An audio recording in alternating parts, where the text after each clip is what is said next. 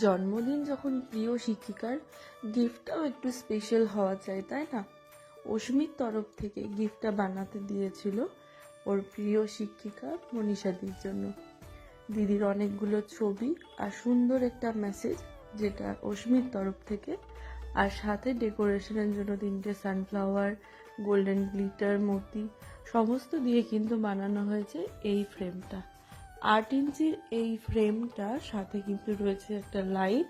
আর দেখো সুন্দর দেখতে হয়েছে না? লাইট জ্বালানোর পর কিন্তু এই রকম দেখতে।